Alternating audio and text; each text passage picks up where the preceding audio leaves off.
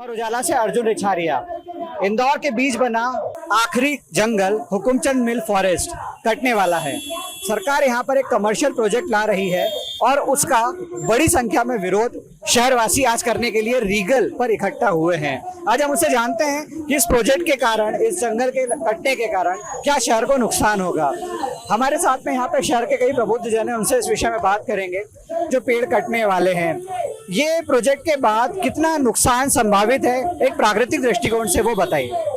नुकसान का आकलन नहीं किया जा सकता है। एक पीढ़ी की पीढ़ी खत्म हो जाएगी, क्योंकि आने वाली पीढ़ी के लिए हम क्या छोड़ के जाएंगे। शुद्ध हवा भी नहीं दे पाएंगे, पानी भी नहीं दे पाएंगे, फल भी नहीं दे पाएंगे, और डिजास्टर्स और आएंगे, प्राकृतिक आपदाएं और आएगी। तो जंगल तो कटने ही नहीं देना चाहिए, चाहे कितना ही संघर्ष करना पड़े। हमारे साथ ओपी जोशी जी हैं, पर्यावरणविद हैं, शहर के प्रमुख, उनसे भी एक बार बात कर लेते हैं। सर, इसमें ये जो पेड़ कट रहे हैं, इसकी जगह सरकार बोलती है कि हम पौधे लगाएंगे सभी जगह, उस पर आप क्या कहेंगे? नहीं, ऐसा पौधे और पेड़ की तुलना नहीं होती है, क्योंकि एक पेड़ में मान लीजिए 50,000 पत्तियां हैं जो पर्यावरण को सुरक्षा देती है, इतनी पौधों में तो होगी नहीं। हाँ, ये पौधे 10-15 साल बड़े होकर जब पेड़ बनेंगे तब ये सेवा देंगे। तो इस बीच तो पूरा जो गैप आएगा, यहाँ तो पर्यावरण खराब होगा ही। तो ये एक, मैं तो इसको सही नहीं मानता हूँ कि हम पेड़ काट के पौधे लगा दें।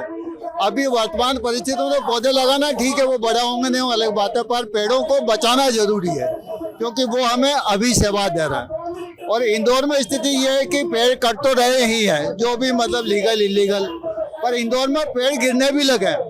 मई जून में जो तूफान आया था, लगभग 300 पेड़ गिरे थे।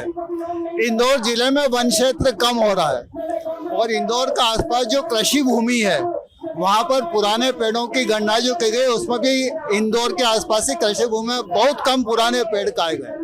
मतलब तीनों तरफ का संकट है हमसे पेड़ों पर, इसलिए अब शायद इसमें पेड़ बचाना बहुत ज्यादा जरूरी है। लोगों से इस विषय में क्या राय है? मध्य प्रदेश में इंटक के प्रमुख श्याम सुंदर यादव हमारे साथ में है।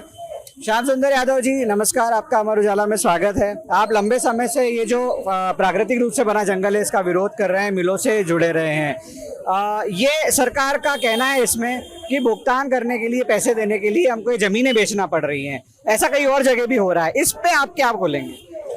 मेरा ये कहना है कि जब मजदूरों को पेमेंट किया गया है तो वो पैसा रिकवर होना चाहिए, इसमें दो राय नहीं।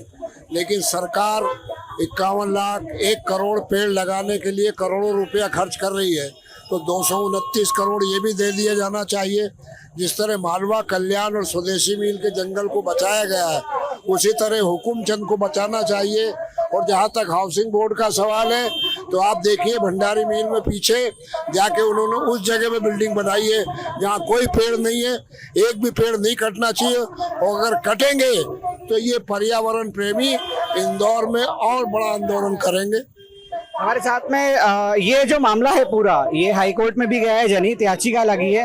हमारे साथ में वरिष्ठ शहर के वकील अभिनव धनोतकर हैं, जिन्होंने इसके लिए पीएल याचिका पे काम किया है। सर, ये पीएल याचिका में जो हाई कोर्ट ने डिसीजन दिया है, इसके बाद आगे आपके क्या विचार हैं, आगे आप क्या करेंगे? इसके अंदर बेसिकली हाई कोर्ट ने ये कहा है कि ये जो है टेंडर जो हमने चैलेंज किया था, वो श्रब्स को लेके है। अब इसके अंदर अब लीगल रेमेडी जो हमें बचती है, वो या तो सुप्रीम कोर्ट हम जाएं, या तो रिव्यू पिटीशन इसी हाई कोर्ट के सामने दायर करें। बेसिकली जो हमारा इंटेंशन ये था, जो पेड़ों की गणना होनी चाहिए और पेड़ों का जो कैलकुलेशन होना चाहिए, क्योंकि सुप्रीम कोर्ट की 2021 में एक कमेटी बनी थी जिसने एक पेड़ की कीमत 74,500 रुपए तय की थी।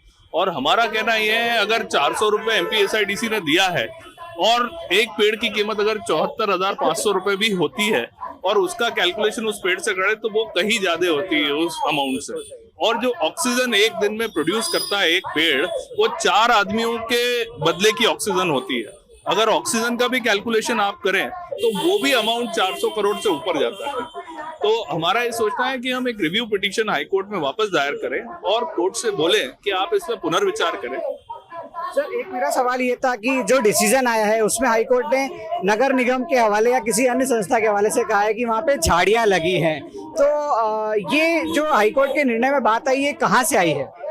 एक टेंडर जो है 2025 में एक टेंडर निकाला था एमपीएसआईडीसी ने। उस टेंडर में ये कहा था कि removal of shrubs and uprooting of tree, उस टेंडर को हमने चैलेंज किया था, तो शायद वो श्रब्स वर्ड जो है टेंडर का वो वहां से आया होगा, और अपरूटिंग ऑफ ट्री जो उसके अंदर लिखा था उसके ओर ध्यान नहीं गया होगा शायद। अभिनव धनोतकर जी ने स्पष्ट किया कि हाईकोर्ट का जो डिसीजन था वहां पे हजारों पेड़ दिखते हैं, प्राकृतिक रूप से बना घना जंगल है, लेकिन उन्होंने समझाया कि वहां पर जो झाड़ियां शब्द आया वो किस तरह से आया, आगे सुप्रीम कोर्ट में वो जाएंगे तो किस तरह से जाएंगे।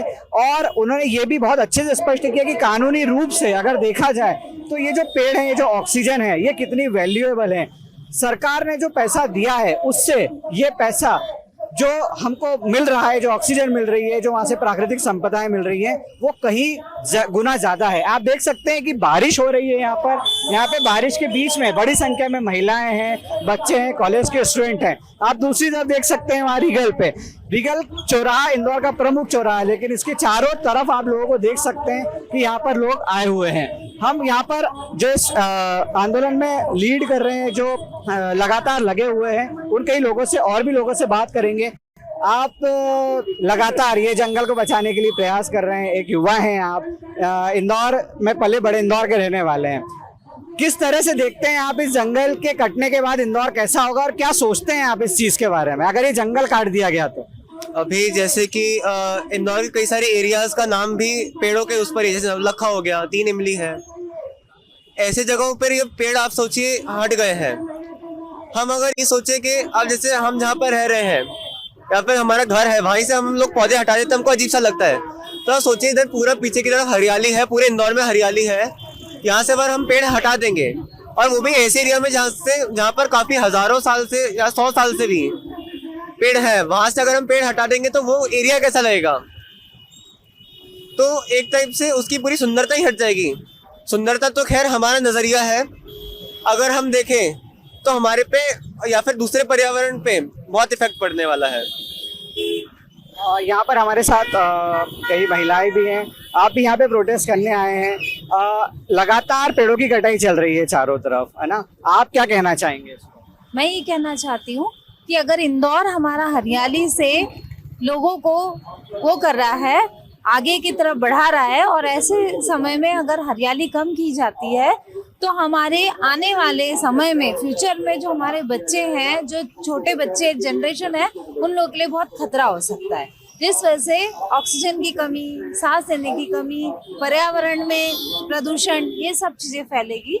तो मैं चाहती हूँ कि पेड़ों की कटाई रोकी जाए ताकि बच्चों को पर्याप्त तरीके से उनको सुरक्षा दी जा सके। सरकार जो प्रोजेक्ट लाई है यहाँ पर फ्लैट बना के बेचेगी, मतलब ये विकास के कुछ पैमाने हैं कि यहाँ पे कमर्शियल प्रोजेक्ट लाए कि 1 करोड़ से ऊपर के फ्लैट मिलेंगे, यहाँ पे इंडस्ट्रीज नहीं आ रही, यहाँ पे इस तरह के प्रोजेक्ट आ रहे हैं। आप क्या कहना चाहेंगे? नहीं, ये बहुत गलत डिसीजन है सरकार का।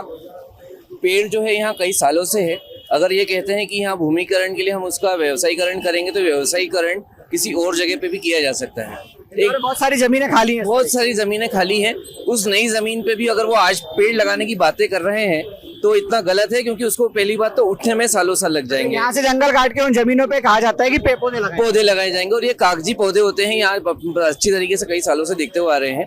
दूसरी चीज ये है कि वो यहाँ से 12 किलोमीटर दूर कनाड़िया क्षेत्र में वन बसाने की बातें हो रही हैं। एक इकोसिस्टम होता है, उसका एक रेडियस होता है जिसके अंदर एक प्लांट्स हमारे ऑक्सीजन देंगे, वहाँ भूमि स्थल को बढ़ाएगा। आज यहाँ से 12 किलोमीटर अगर उनको दूर करना है तो वहाँ व्यवसायीकरण करें, पैसा कमाना है तो वहाँ से भी कमा सकते हैं। इंदौर की जनता की सांसों के साथ क्यों खिलवाड़ किया जा रहा है प्रशासन द्वारा चंद पैसों के लिए? वो पैसा जो टैक्स के द्वारा ही दिया गया था, यही पैसे के व्यवसायीकरण वो दूसरी जगह पर भी कर सकते हैं। मध्य क्षेत्र इंदौर में खाली एकमात्र एक ऐसी जगह है, ये 3 मील, जहाँ पे अभी हरा भरा क्षेत्र है, और इसको काटना सरकार का बहुत ही गलत डिसीजन है। अनुराग फड़के। अनुराग जी ने जो पॉइंट बताया है वो पॉइंट ये है कि जहाँ जंगल बना है वहाँ जंगल काट के जो बंजर जमीन है वहाँ पौधे लगाए जा रहे हैं और फिर से करोड़ों रुपए लगाए जा रहे हैं। तो एक तरह से विकास का पैमाना नहीं है, जहाँ जंगल है वहाँ जंगल रहने दीजिए, और अगर कहीं इंडस्ट्री लगानी है तो वो इंडस्ट्री बंजर जगह पे लगाइए। जनता की टैक्स का पैसा जनता के विकास के लिए होना चाहिए, ना कि उसकी सांसों को खरीदने और बेचने के लिए। मैं अमर उजाला से अर्जुन रिछारिया। अगर आप ये वीडियो YouTube पर देख रहे हैं तो हमारे चैनल को सब्सक्राइब कर बेल आइकन दबाएं, और Facebook पर देख रहे हैं तो हमारे पेज को लाइक करें।